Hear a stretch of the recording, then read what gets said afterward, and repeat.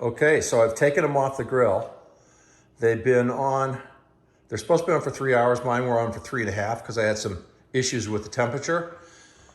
If there's not a lot of moisture there, don't worry about it. I do have some moisture because we've been spritzing it. So now I've got a double layer of foil here. So I've got one that way and then one this way. And you can do the same thing with butcher paper. It doesn't matter, it doesn't have to be foil. Either way.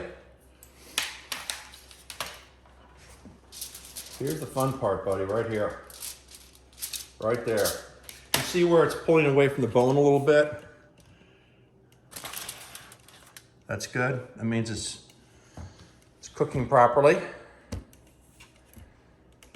Here's where the magic happens. Okay. So, I'm like Paula Deen when it comes to butter.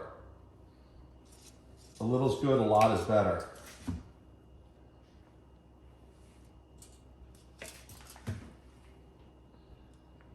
There you go. Put that on there. Brown sugar, baby, right here.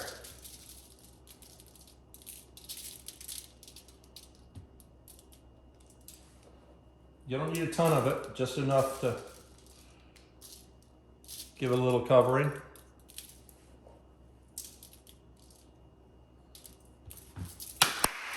And if you haven't had it all to drink, a little basil or whatever.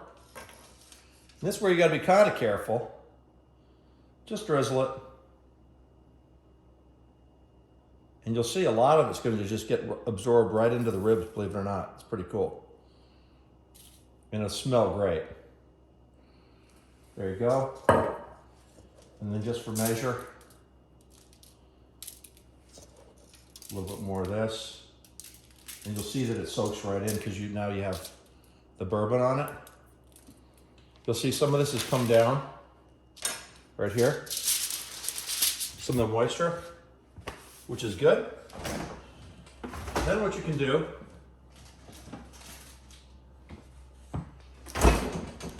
always have one of these handy. A beer, whatever, some kind, some sort. Kind of move that up on the edge here a little bit. I don't want it going all over the place. I'm gonna give it a little bit of moisture in there, okay? I just poured it on the foil as you saw. And I'm gonna wrap it.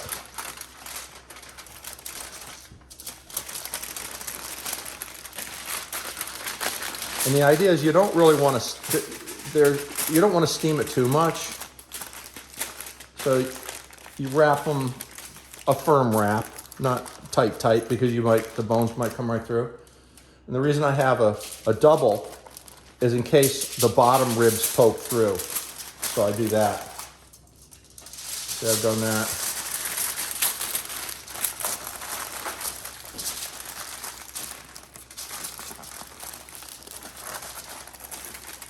And I try not to handle it too tightly because again, you don't want the bone to poke out. There you go. That's one. I'll do one more.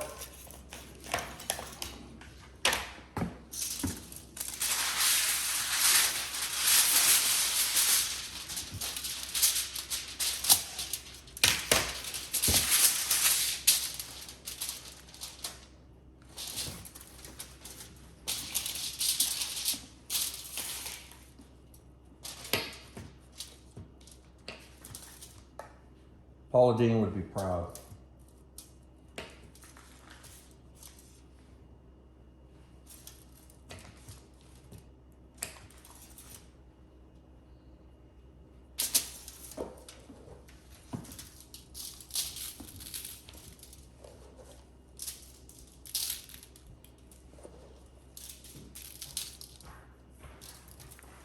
Little bourbon. Oh my God, it's gonna be amazing.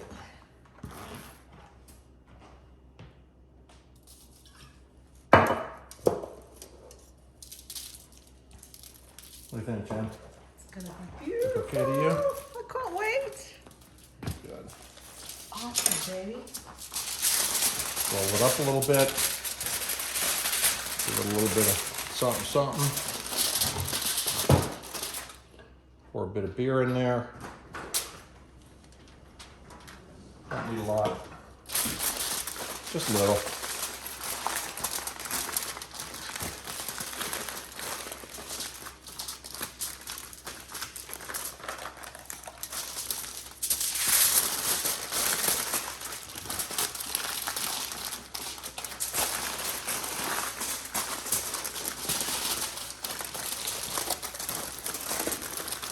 Okay, you got it.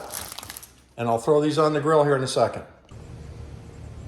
Okay, so they're wrapped.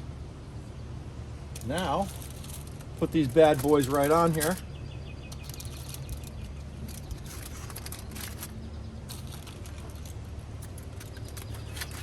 Let it continue to cook for another 2 hours at 225. You literally could put them in an oven if you were doing something else. For example, you're doing steaks or you're doing, I don't know, pork butt. Well, you're not going to be doing a pork butt with this, but you could put them in the oven because you're not getting any smoke to this at all. As a matter of fact, you could shut this down and just use your grill. I like this because the temperature is more accurate. And if it's calibrated properly and the coals are working well, then it's actually more accurate than an oven actually is, believe it or not. Your temperature only vary by 1 to 3 degrees with this, and it's as much as 15 degrees in an oven due to the way that temperature regulates. So this is actually more accurate. There you go. So that is step 2, my friend.